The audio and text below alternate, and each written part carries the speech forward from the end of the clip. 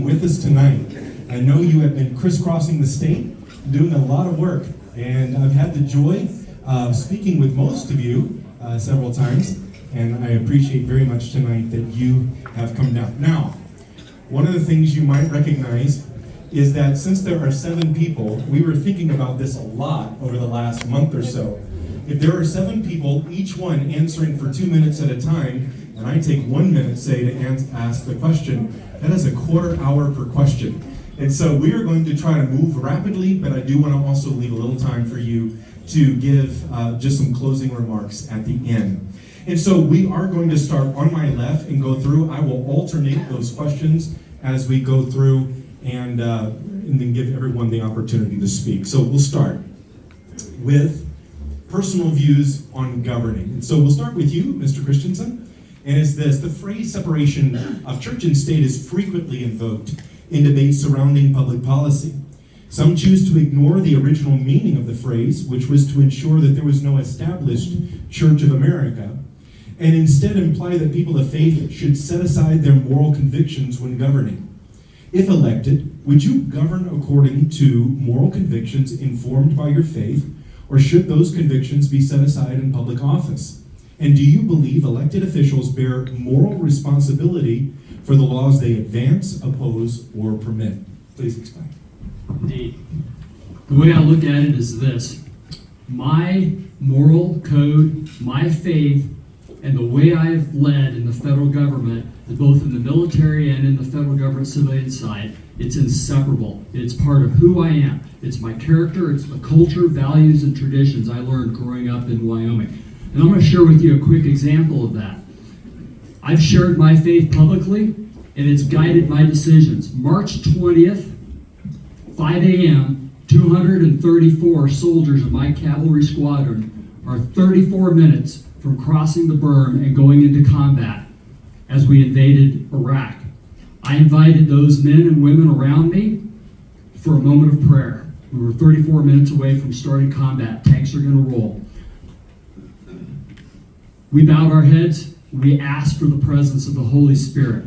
I felt it descend upon us, and I knew that we were going to be victorious in our combat as we were going to do the work of the United States of America. Every one of those 234 people had raised their hand and sworn an oath that included, "So help me God."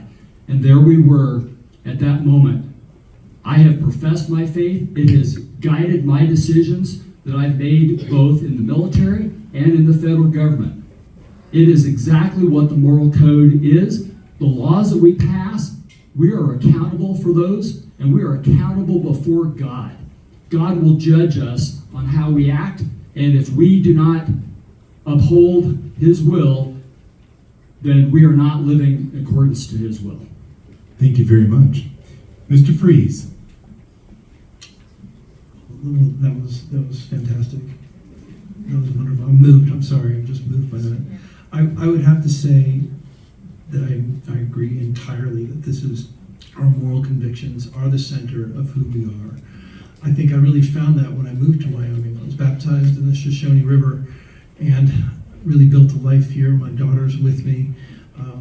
This is the land that I care about. This is the place that I live. This is where my faith came to fruition. Everything that I do, I put through that layer of prayer. And it's why I prayed carefully about whether I would pursue this opportunity to serve you all. And I prayed that doors be open if it was meant to be, and doors be closed if it wasn't. And I just kept getting the signal that this was an opportunity that I could use to put my skills to work for the state. Yes, we're completely held accountable for what we believe and how we act that out in our office with this great responsibility. Thank you very much. Ms. Bala. Yes, thank you for that opening question, because it's a wonderful way to open this, and also thank you, Wyoming Family Alliance, for hosting this. The short answer is yes and yes. Here's a little more detail. God is my guardian. God is my boss. God is my work partner. God is my judge. God is everything. And if I didn't carry God with me every single day that I work, that I engage with my family, that I engage with friends and that I grow personally, I would be nowhere. So taking God into my job as U.S. Congresswoman is really no question at all. A little bit about my faith. I grew up Baptist and I'm born again Christian. And when, excuse me, when I married a Catholic, I converted to Catholicism. I have a deep respect for all kinds of Christian faith, but also for religious liberty.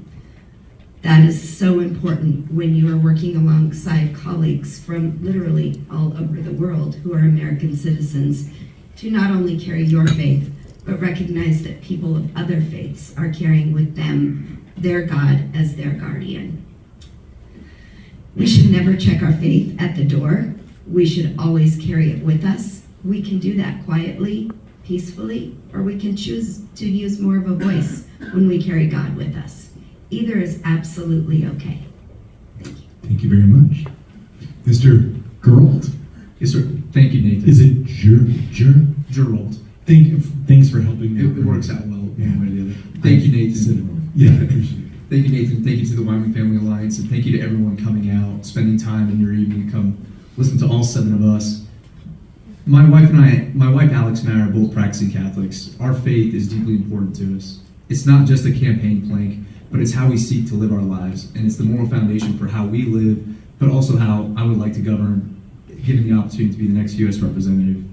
One thing that's important to understand about my upbringing, I spent my entire life in service, and as soon as you open a paratroop door, it's common to say in the United States Army, there are plenty of atheists, but as soon as that parachute door opens, everyone is a God-fearing person.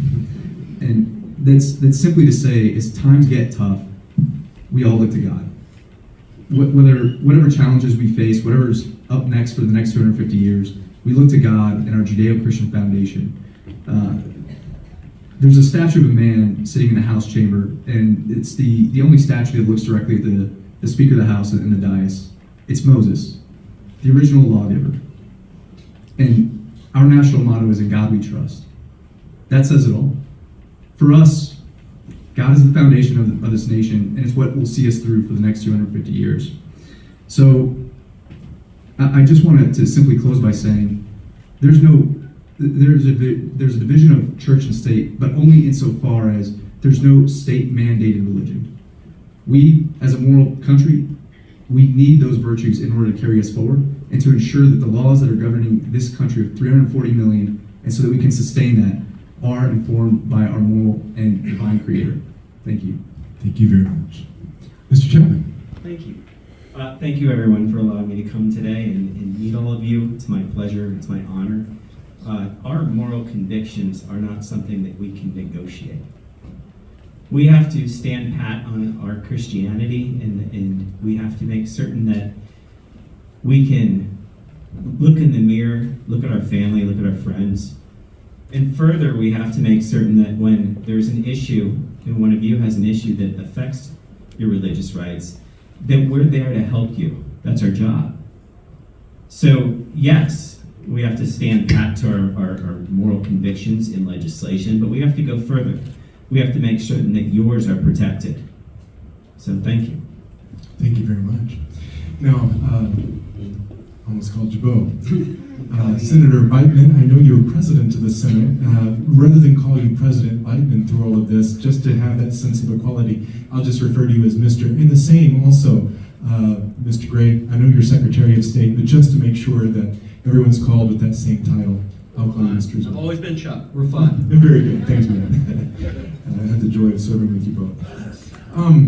Could you restate the question, because we don't have them up here? Oh, And I'd like to answer your question directly instead of go off on a tangent. So. Certainly, yes. Well, I will rephrase the question. We'll also make sure that you have those pages for you. So if we'll take just about 30 seconds here, we'll make sure that you will have those in front of you. Thank you. Do the rest of you have those down here?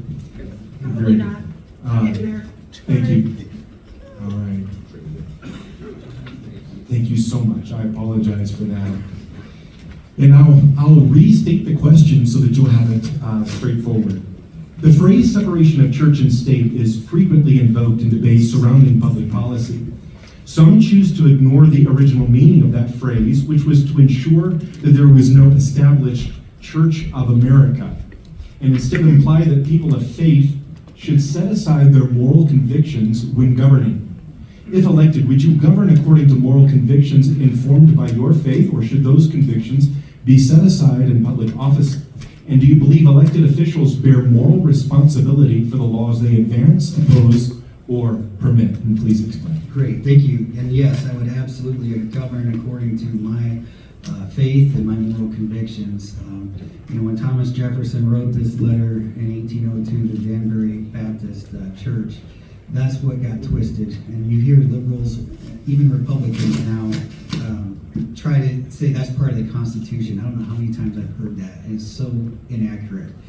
You're exactly right. It was about prohibiting the state church, which is what Jefferson was referring to in that letter. So in order to have, and I think Madison was quoted as saying, this Constitution is only for a virtuous and religious society. It is wholly inadequate for any other people. I think that says it all right there. Our leaders need to have virtue. I think whatever religion that virtue comes from, I think is healthy, but absolutely every decision you make, whether it's in the state legislature, school board, or in Congress, or as President of the United States, has to be rooted in faith. That's what this country is all about. Thank you. Mr. Gray. Well, thank you, Nathan. One of my favorite fictional stories is The Count of Monte Cristo. It's a story about accountability, justice, truth, and in one of the great adaptations, there have been many, of The Count of Monte Cristo, the Abbe Faria, before he dies, he tells his friend Edmond Dantes, who is in a prison with him, and they were imprisoned unjustly for 20 years, he tells him God sees everything before he dies. It's the last message that he sends Edmond Dantes, and that's the way I live my life. I mean, it's true. It's a basic maybe thought, but it's true, and it's something we need to underscore. And my service as a state legislator, as Secretary of State, has been guided by that focus on truth. No matter whether it's difficult, no matter the attacks from the media, no matter the attacks from the insiders, the governor, the highest official in the state of Wyoming, who the Attorney General serves at the pleasure of, I have been guided on truth and gotten family policy done in this state. We passed, first year I was in the legislature, the ultrasound bill, which was the first pro-life bill in 30 years. And you'll remember, Nathan, when we got that done together in the legislature, they attacked us. They said in the columns, in all the newspapers, they said that these are just legislators who are trying to drive their morals to other people and put their religion on other people. And that is absolutely wrong, and we must continue to stand up to a radical left-wing media that would put that notion out there, because it's wrong, and our guidepost must be our faith, because God sees everything. Thank you very much. Very good. The next question, Mr. Fries, will go to you, and it's a question on the subject of life. Abortion is the intentional act of ending the life of another human being while in the womb.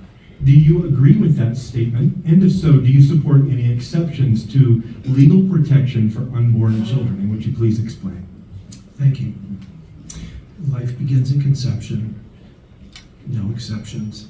When I was in 7th grade, a man came to speak to our assembled school. His name was Joe Biden. I listened to him talk about how he was a devout Catholic, and he even said that life begins at conception. And then he went on to say, but who am I to impose my religious belief on others?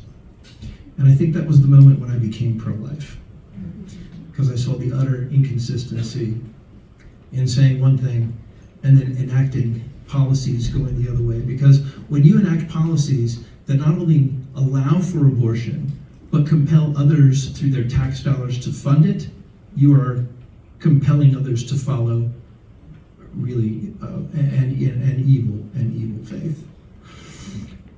One of the things that I bring to the table as a candidate is that I worked with a crack group of very smart DC attorneys to prepare executive orders for President Trump that he used in his first term. One of the things we did there, I'm sure many of the people in this room know what Mexico City policy is. This is a policy that's implemented by, it's instituted by Republicans when they hold the presidency, and then it's taken off when Democrats are in control. And what it said at that time was that of the $40 billion of global health aid, there was a $400 million tranche called family planning dollars. Oh, right. Mexico City policy used to just cover and say that those $400 million couldn't be used for abortion. We rewrote it to cover all of global health, which meant that millions of dollars that aid organizations, NGOs, were using to perform abortions around the world, that those funds were caught up from them. That was my contribution to the battle there. Very good. Thank you so much. Ms. Balo. I am a mother, and I'm a mother through extraordinary circumstances. I'm a mother because of the selfless love of birth mothers and the miracle of adoption. In some of those women's hardest moments of their lives, they chose life. My family is built through adoption, and every single day, I am grateful beyond words for the courage of those women. They faced a crisis, they chose love, and they chose life. I financially support and I volunteer on the board of directors for the Wyoming Children's Society because I know firsthand how that network of care, that network of support for women in crisis makes a difference. This is what the pro-life movement looks like in action, and this is what I'll take to Congress. How did we reach a place where our culture can celebrate choice, the choice to end a life, yet think it's unbearable to place a child for adoption, to be loved by a family? My conviction will never waver in Congress. My actions will always be compassionate toward birth mothers. They will be compassionate toward people who are in trauma and in crisis, but tax dollars and policies should never, ever pay for or support abortions. I am against abortion, no exception. Thank you. Mr. Giroux. Thank you, sir. I do agree with the statement written there above that abortion is the intentional act of ending the life of another human being within the womb, unequivocally. As a practicing Catholic, I do believe in life from conception all the way through to natural death. And I think that what we're seeing across the West, whether that be in Europe or to our neighbors in the North in Canada, it's very troubling for us here as Americans, and it's a warning sign if nothing else. I want to fight for life in Congress, and I'll do that by pursuing legislation that truly matters to this issue. For instance, the Protecting Life from Abortions Act. That prevents the mailing of abortion drugs across this entire country, which has visited great evil upon our nation, quite frankly. Additionally, I'll be a staunch defender of the Hyde Amendment and the protections contained therein. The Hyde Amendment comes up every year for approval and reapproval, and it's used as a negotiating bargaining chip. This should no longer happen. In Congress, I'll seek to codify that. And this is probably shocking to some, but the supporter of that bill as it's currently codified hails from New Jersey, of all places. That is one piece of legislation that will change the framework for how the protections and where our tax dollars are actually going, and ensures that tax dollars from across this nation aren't going to fund abortions, aren't going to harm an innocent life. I'll be a staunch defender of it. I have been my entire life, and will continue to do so. Thank you. Thank you very much. Mr. Chapman. I have a deep-seated feeling about this that was developed from a court case that I was involved in. There was a car accident and a child was killed who was 3 weeks old. They wanted me to represent the murderer. I began to do so, and I found it to be just absolutely the worst experience of my life. It's hard to talk about. My son, he was here, who was young at the time. I'm going to state this differently than anyone else here. Murder is the intentional act of ending the life of another human being. You can call it abortion, it's still murder. We all have kids, and you know, I was very impressed that you adopted, because there's more that morally goes with this. When those kids are born, we need adoption. We need to support them. I was at the Wyoming Food Bank today. What a great place, what great people.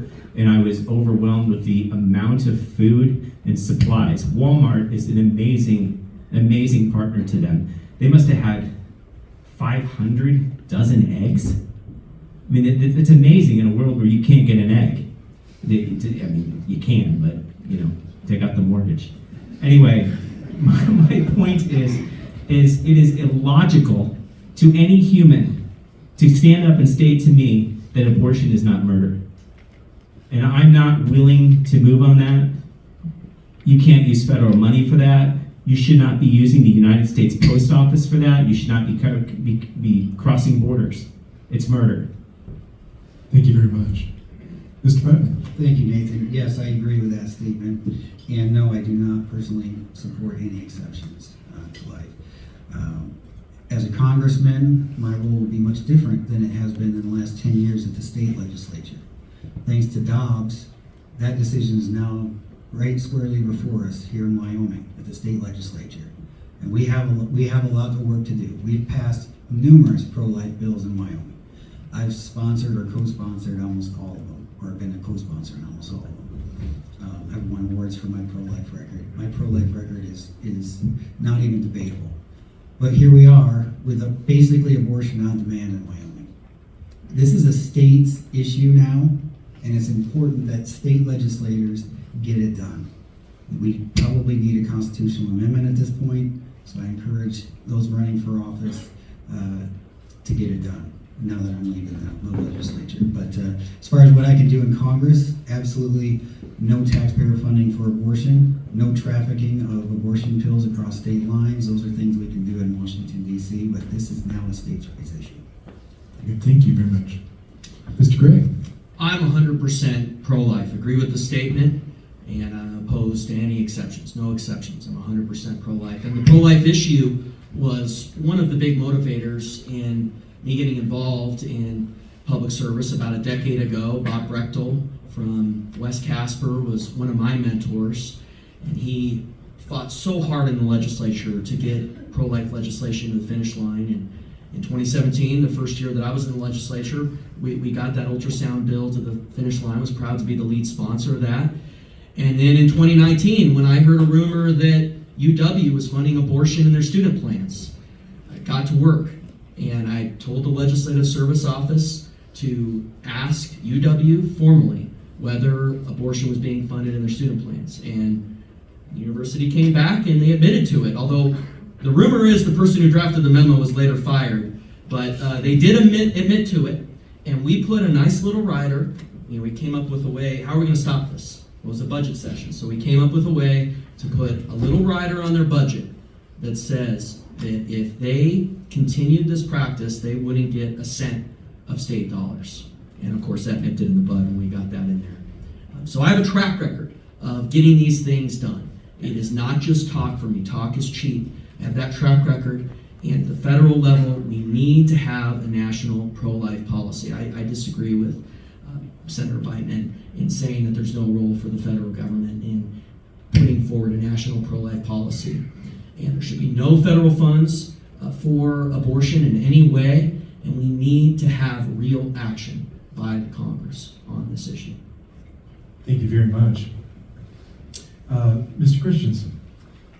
I agree with the statement, and I think that we characterize it as a matter of faith. Would everybody in this room agree this is a matter of faith for most of us in this room? But let's also agree that it is a matter of science. It is a matter of indisputable science. When we talk with people who don't believe the same things we do and maybe have a different faith, let's at least connect with them and understand this isn't just a matter of it's my faith and this is why I believe it. It is also a matter of indisputable science. So when we look at this issue, let's also think about, as pro-life as I am, let's be as pro-mom and baby as well. Pro-nuclear family for that child. We have to break the cycle of what is causing us to be in the situation where abortion is being used as a form of birth control. That family that teaches accountability and raises their family in faith and values and accountability, we will eliminate the need for an abortion in the first place by having families that talk and establish that accountability for their children. Thank you. Thank you very much. The next question will start with Ms. Balo. Many Americans are concerned that religious freedom is increasingly being treated as merely freedom of worship, rather than the free exercise of faith in their daily life. For example, the previous federal administration, we saw federal policies increasingly affect the religious freedom of healthcare professionals, faith-based ministries, adoption agencies, educators, and small business owners.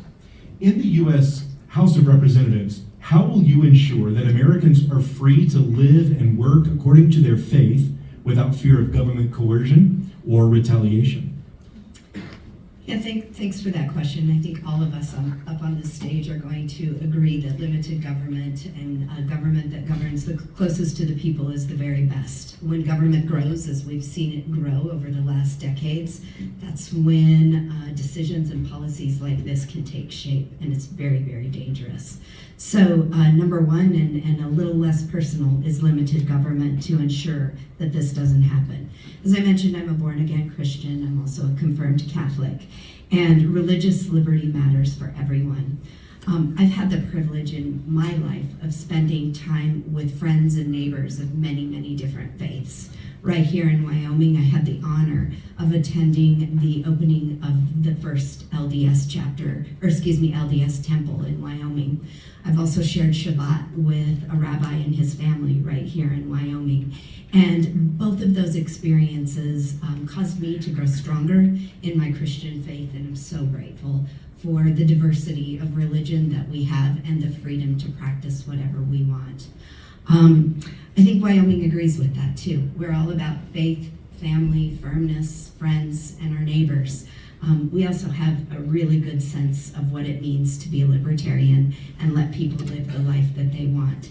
That extends to religious freedom, religious liberty. And as your Congresswoman, one thing that I would do, and thank you to, I think it's Art Washut, who was in here and led legislation last session to codify this in Wyoming. There's also an act in Congress that is called the First Amendment Defense Act that I would also support, that basically does the same thing on the congressional level and ensures religious freedom in the workplace, free of coercion.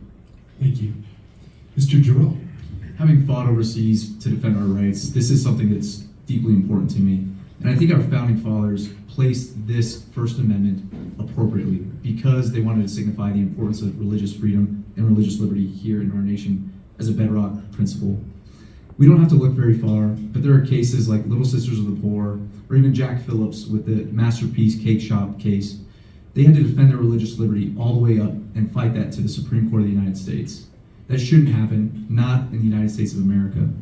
That's exactly why I'll support legislation such as the Conscientious Protection Act. Bills like this support religious freedom, and they allow providers who have a moral disposition to not help perform abortions be exempt from those sorts of situations.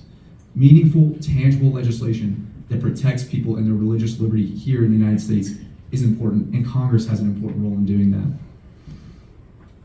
The other component of that I think is crucially important is preserving the tax-exempt status of not only our churches, but also faith-based organizations across the state and across this country.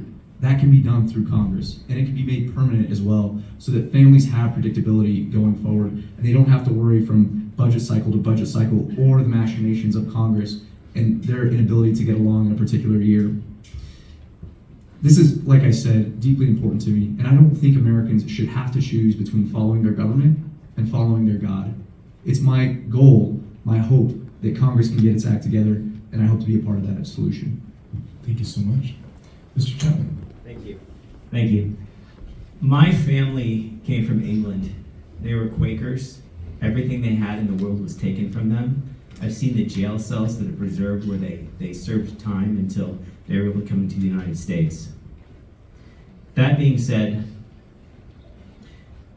I worry about Obama, Biden, and the next Democrat that comes along.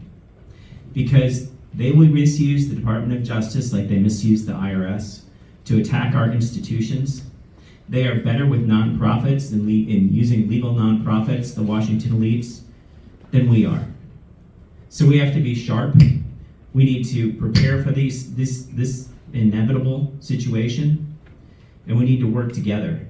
Individually, everyone in this room needs to know that we will fight together on the individual smaller issues, but globally, we're going to have to address these, and we're going to have to fight, and it's going to be a hard fight, and Congress and the Republicans are going to have to stand together.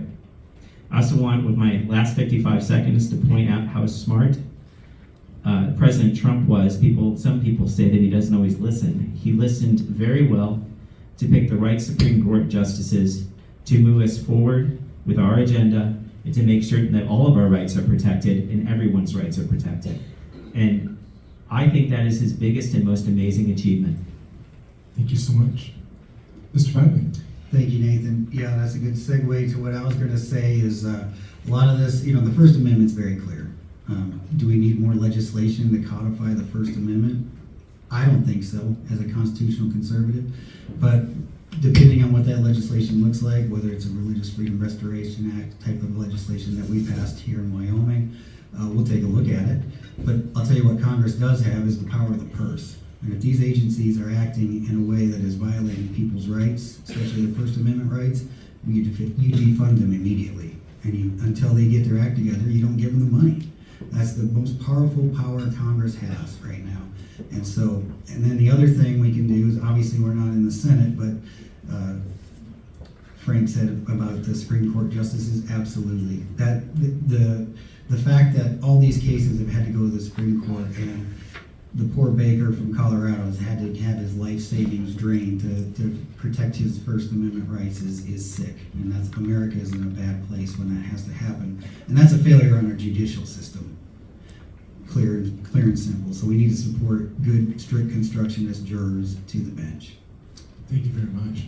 Mr. Gray. Thank you. Well, I think as a slice of life, let's think about Obama, the Little Sisters of the Poor, being forced to buy birth control, to support birth control. That's how radical the radical left is. So in answer to the question, we do need vigorous action to protect our faith. And I think there's numerous ways that needs to be carried out. One, we need religious freedom restoration protections. We need to also codify President Trump's executive order on the tax status of churches. I mean, you think about Lyndon Johnson.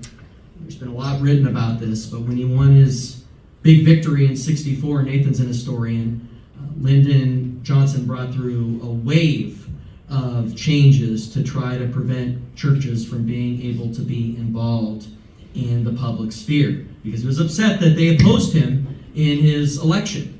And it was wrong what he did with the tax status, in removing that tax exemption if they engaged in the public sphere. So we must codify President Trump's executive order, which removes the Johnson bad policy that was put in place in the mid-'60s. We also need to protect health freedoms. I mean, we haven't talked about COVID yet. I mean, the huge restrictions on our freedoms at the state and the national level. We convened a special session to try to stop the mandates that Biden put into place. We didn't get anywhere on that because the insider stopped it. But we need health freedom as well, so people can be able to carry out their free association, their ability to practice their faith. Thank you. Mr. Christensen. As Americans, we often take for granted some of our rights. We count on the system, our executive branch and our judiciary, to not infringe upon those rights. But today we have a problem when we have members of our judiciary who do not rule on rule of law. They're ruling off of liberal agendas, pushing their own views, not ruling on the rule of law.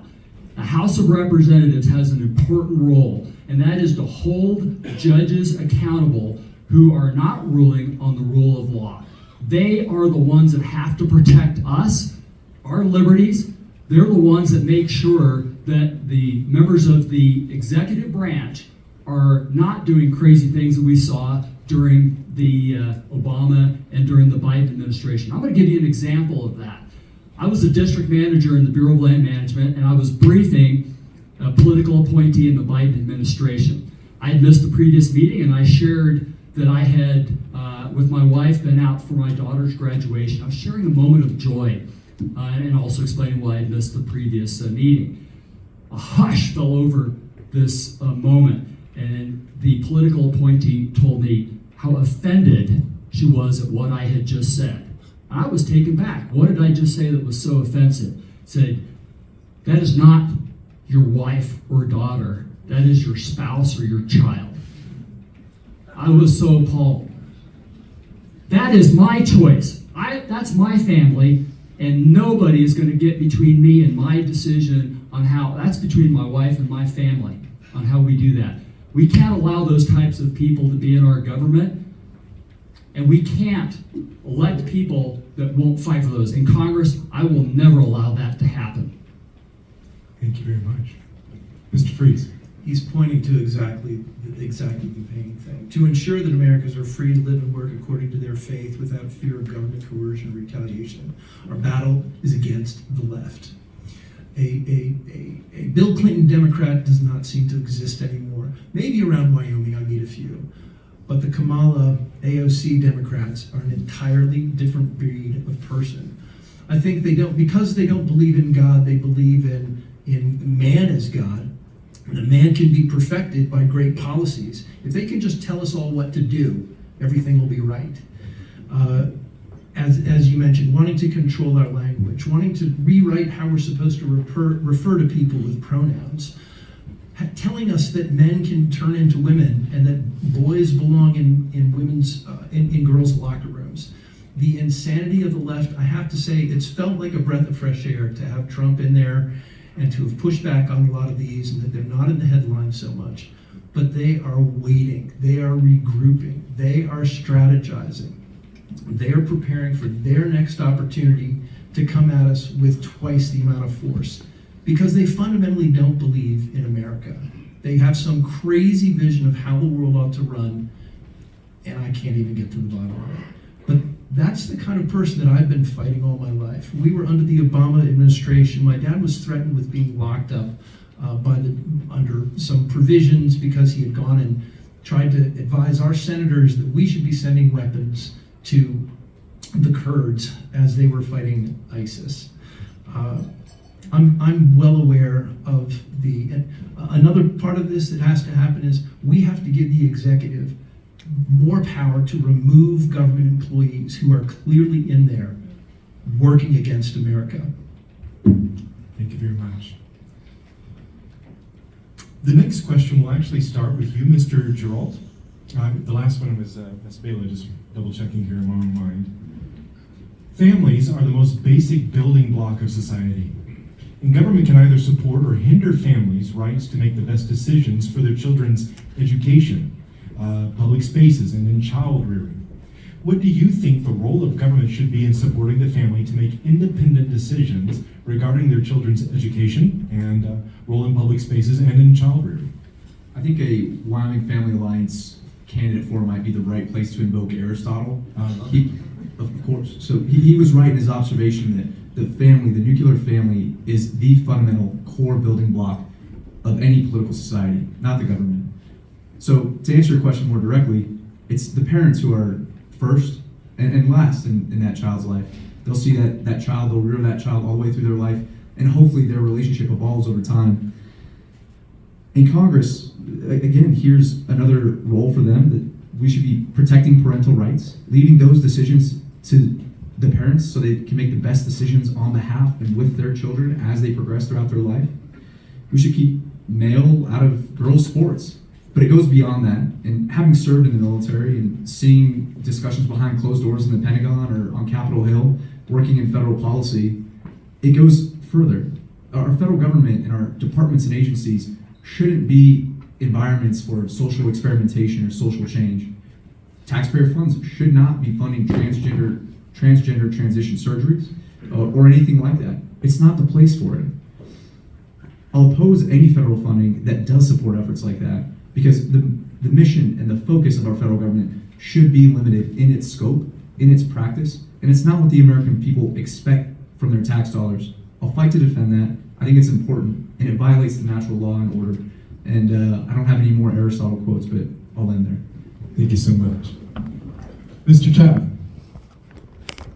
The question, I love this question, it's because what government is doing, what we can do to keep government out is really what we're asking. How do we keep them out of our education? So there's an army in Washington, D.C. made up of Washington elites and bureaucrats that think they know better than every single one of you. Some of them don't even have kids. And they're in the Department of Education, and they're making mandates and passing them down. And the only way that we are going to get these mandates out of our school is to fire those people. Keep enough people to make certain that the states are handling their obligations, and give the money to the states so they can return that money to the classroom. States are guilty too. They layer their departments of education full of administrators. 50 years ago, we had more teachers than administrators. I don't know what the ratio is now, but it's certainly probably 1 to 1. How do you teach somebody when you're sitting in an office? So let's go in and let's fire those people. If nothing more, let's dismantle this so that when the next Democrat administration comes in, it's very difficult to put this controlling mechanism back together. But the only way I see that we're going to get education fixed is to get the Washington elites and bureaucrats out of our schools. Thank you. Mr. Biden. Thank you. Sorry to keep sounding like a broken record on the Constitution and the role of government, but the role of government is there to protect your rights, period. It's not to be involved in the family, good or bad, especially at the federal level. So I I don't see any particular piece of legislation that I would be in support of or oppose legislation at the federal level. This is more of a state and local issue for making education decisions. There should be no federal Department of Education. We should abolish that immediately. Education belongs to the states. Just go look at Article 1, Section 8 of the Constitution. The duties of Congress are clearly defined. Everything after that is reserved to the states and to the people, especially families. Families are in charge of their child's upbringing and everything to do with the raising of their children, and government should not be involved, period. Thank you so much. Mr. Gray? The funding aspect is how the bureaucracy and the left has exhibited control over education. And that's why the education savings accounts that have been passed in many states, including in Wyoming, are so important. And I've recognized that. One of the bills that I filed in 2017, the first year I was in the legislature, and back then we only got one vote for it, but it sort of paved the way for it to pass in this 2025 session, was an education savings account bill. It is just absolutely pivotal to remove the funding aspect from the bureaucrats and from the left. And I think there's a role for the federal government to support these education savings account programs. We also must completely eliminate the Department of Education. It's very important, and return that funding component to the states, and I think that interacts with what I just talked about. We have to protect girls and women's sports. I mean, I saw as a millennial in college how they were slowly starting to totally infiltrate and put this gender ideology into the schools. I was kind of on the front end of where they started doing this and witnessed it. And it is really sadistic. We have to ban the transgender surgeries. It's not just banning the funding of the transgender surgeries. We have to ban them entirely. And that's one of the things that the Save America Act does. President Trump recognizes that. So that was added to the election integrity measures, which are important too. But we really need to have a vigorous policy from this Republican Congress to get the job done on advancing these pro-family policies. Thank you so much. Mr. Christensen. When we go to specific on this question, we talk about federal government supporting the family. Let's remember something that Ronald Reagan reminded us of. The states created the federal government. The federal government did not create the states. And when the states created the federal government, those states said, before we're joining up on this, we've got a bunch of things that you have to recognize that are states' rights. And there's 10, and they're in the Bill of Rights. And part of the supporting the family is that federal government does not get involved with our role. The core of our society is that family. The family members that have to be engaged. Do you know what your children are seeing on the internet? Do they have access to it? What kinds of things are influencing your child? You have to be that person who is engaged with your kids. It maybe used to be just what they would see in the library. It's much more complex than that now. It's what they're seeing every day. The social media influences on these children are changing their view. The radical left telling them that they may not be a man or a woman. The radical left telling us that you can change if you feel uncomfortable with who you are. We can't allow those things to happen, and the federal government's role is to make sure that that core nuclear family is where the decisions are being made, and we don't get in between the mom, the dad, the parent, and the raising. I am so blessed to have been raised in a family that prayed together and talked about these things. And that's the kind of family core that we need and I will protect in Congress. Thank you. Mr. Freeze. I've really enjoyed all the insights that are up here and the different facets that people are presenting. There is a distinction of what should the government's role be in all of this, and yet we've gotten to the point where it's so intrusive, you've got to start passing laws to nip and tuck around the edges to keep things in control. One thing that sort of bleeds into the next question that I was thrilled to see the president do was to implement something next year in your taxes. Your first $1,300 of if you're paying federal taxes, your first $1,300 can be directed to a scholarship organization that could support a private school. This is an unbelievable opportunity. You don't even have to have a child going there.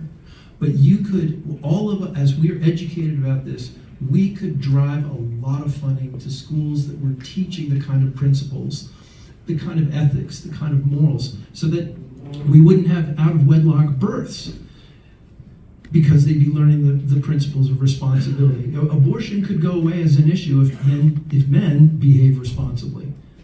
It's a tragedy that this gets put on women and is somehow distorted into a woman's right. It's a form of abuse of the men who have taken responsibility for their actions. Sorry to move from a couple different places here. I hope you've all found this to be fascinating. I've loved hearing from all these colleagues up here. There's so much to offer. But again, my overall view is that the federal government needs to do less. More authority should come back to the states. That's an overriding principle that I'll take with me if you send me to Washington. Thank you. Ms. Bailey. Thank you so much. As your state superintendent in Wyoming, fighting back against government overreach and